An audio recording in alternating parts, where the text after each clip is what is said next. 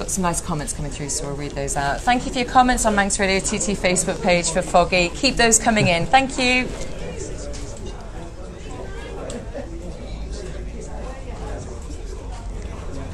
Need an ice cream. Huh? Want an ice cream? I know, yeah, it'd be great if you were sat here with an ice cream, wouldn't it? We should have got you on.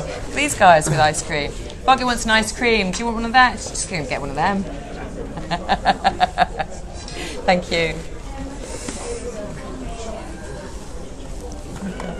Is that Ember? It's a big guy, yeah. We are back with you on Burnout, and we're with you until 4 o'clock this afternoon, and I'm carrying on our conversation now with Carl Fogarty MBE, otherwise known as Foggy. Thank you so much for your comments on Facebook. We're just going to go through a few of them now because there have been so many. Mick says, good old Foggy, get on a bike and do us a lap of honour. Sean says, hi to Carl from Sean. William says, good to see Foggy there at the TT. Ernie says, what was Foggy's greatest it would be good if I could talk. What was Foggy's greatest race win? And who was his biggest competition?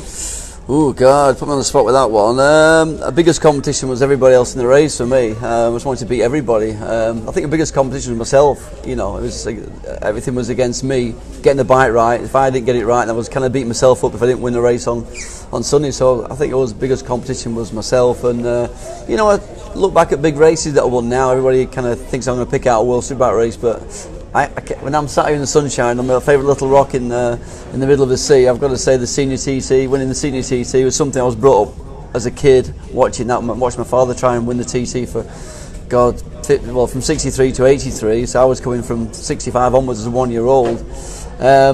So winning the senior in 1990 in the conditions that I won it in that year, I think that's my favourite race win. Thank you to Ernie for that question. Ed says, big hello from Canada, remembering the best week of my life, TT 2002. Marie, World Superbike days were great days when Foggy was racing. Steve, you missing the racing, Foggy? Yeah, I do miss the racing, especially when I'm back here now. I've just done a lap on the circuit about an hour or two ago, and it all comes back to, you know, all the times and the battles and the races that I had round here. So yeah, I kind of when the sunshine like it is now, and people said to me sometimes, I bet you're glad you're not setting off down Glen Crutchley Road anymore. I'm thinking, God, you're so wrong. I'd love to be going down there again. You know what I mean? Really would be. But yeah, I do miss it when I'm here at places like this. Yeah. It's an interesting one. Are you a weight loss advisor? Because Tracy says, hi Foggy, it's Tracy. I've lost 2 stone and still losing it. Thanks for the help and advice. Okay, I don't know anything about that, but yeah, fair play. Great, you're a weight loss advisor now as well. I'm enjoying that. Sue, some epic battles with John Kocinski. Yeah, he was a tough character. I mean, there were some big characters back then, some very talented riders. You know, John won Grand Prix. As most of the guys, you know, were doing both back then in the late 90s. Yeah, he was tough. He was. I beat him. He beat me, and he picked me to the championship in '97. And then we swapped bikes. I think. Oh no, we swapped bikes here before. Sorry, but. Yeah, tough character. He was a very odd character, shall we say. Had his issues with everybody. Trying to be quite diplomatic there, are you? Yeah, a little bit. No, he was. I think he wasn't a bit of an oddball, but I've got to say, as a motorcycle racer, he was a brilliant talent. So I've got to admit that. Yeah.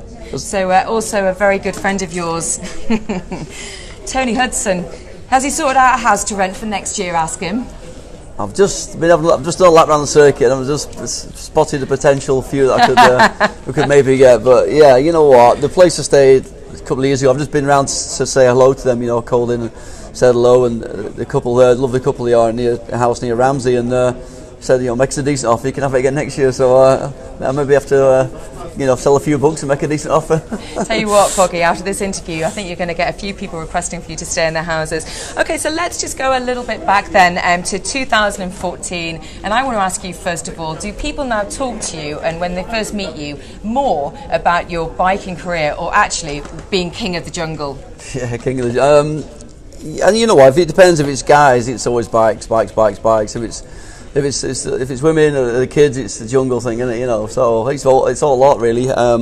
Yeah, that was an experience. I must admit, I felt safer in that jungle than I do in this jungle that I'm in right now. To be honest, there are a lot of people here in the studio with Carl Fogarty as he joins us live on Manx Radio TT. So we are going to talk a little bit about life in the jungle. But the first question, the name of the programme, I'm a Celebrity, Get Me Out of Here.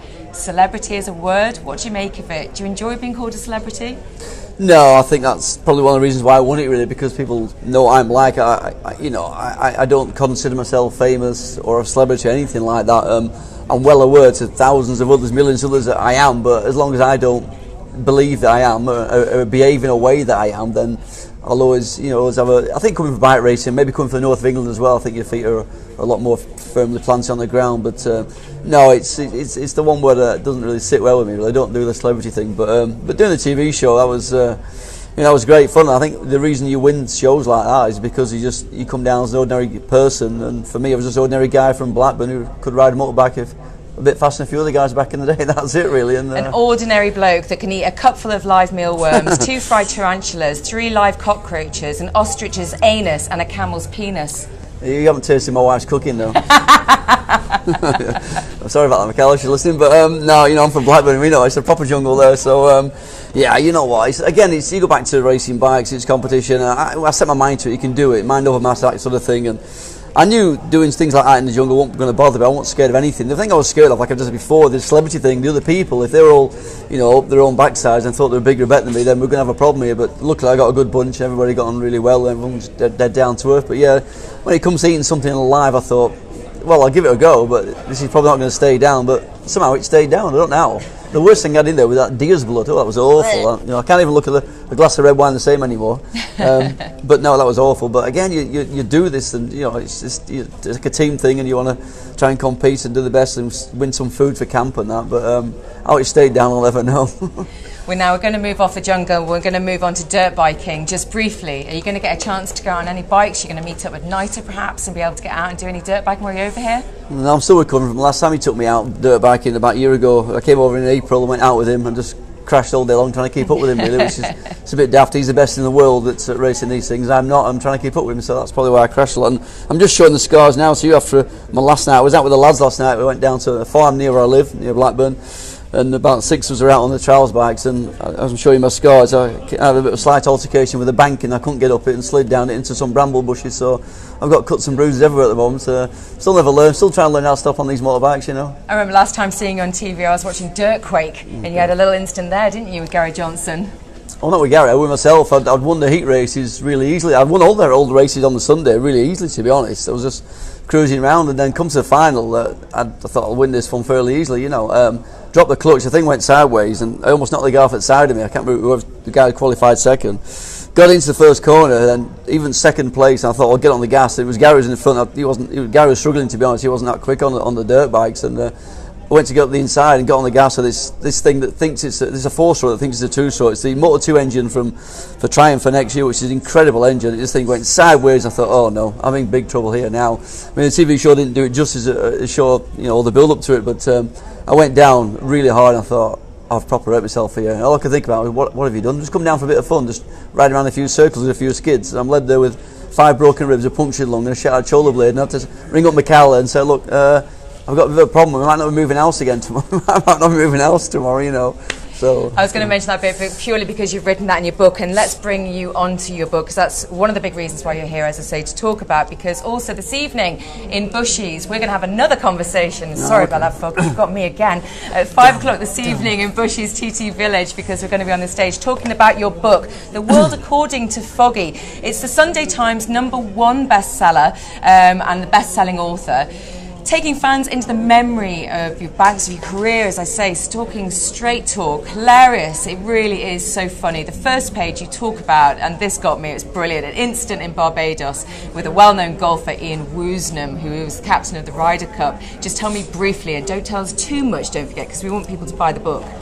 Yeah, you know what, the book it's just me telling funny stories really about my life, and me tongue-in-cheek taking the mickey out of life really, and it's not aimed at anybody or anything like that. If it comes across that way, then we failed really, but all the feedback I've had so far has been absolutely unbelievable. Like I say, it's been a #1 bestseller already, and every single comment I've had said that once people start reading it, they can't put it down for laughing at the daft silly stories and my silly opinions on things in life really. But it all kicks off in a transvestite bar in Barbados when I get into a fight with a famous golfer, and unbeknownst to me that night was the millionaire businessman, TV guy, Duncan Bannatyne. He was in there, and this story stayed out of the press, and basically 3 years later, I think Duncan was doing an interview for a Sunday Times magazine saying favourite holiday destination, favourite place, most bizarre situation you've ever been in. So, well, picture this.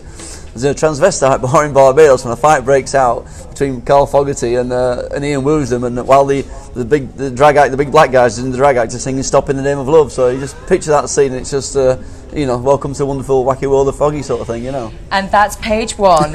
Moving on through the book, a question I want to ask you live on air is, so you got asked this question by Anne Robinson on The Weakest Link. What type of bean do you find in a Sambuca drink? Yeah, I can't swear, can I? I'm on red. What happened and why am I asking you that story? You know what? I can't believe, because my mate, I mean, we used to have parties with Sambuca. Like James Whittam's got a scar on his boob from blowing the Sambuca out too late and sticking it on his chest. But yeah, you obviously have coffee bean in, but my mind just went blank, and under pressure of cameras and whatever and TV, I went runner bean, and everyone just started laughing. I thought, what have you just said? When you knew the answer, you're like, no, wrong. And next thing I know, I've been voted off first of the Weakest Link, and it knocked me confidence for about 15 years, to be honest. A runner bean in a Sambuca. Wasn't it that you went round to your friends and they all put runner beans in a Sambuca? Was that the first experience that you then have after that show, drinking a Sambuca? You know, I tried to get the show cancelled, me, but that was never going to work. And yeah, for quite a while after, then it was like funny for people to turn up with a runner bean in a Sambuca, yeah, which too much to my disbelief. But yeah, you know what? It's just when you've got to take on the chin, haven't you, really? But I made up for it since then by winning a few of the quiz shows and winning the biggest one of all with King of the Jungle, and still King of the Jungle. Get in there. You have to get that back in again. I've got 3 queens now.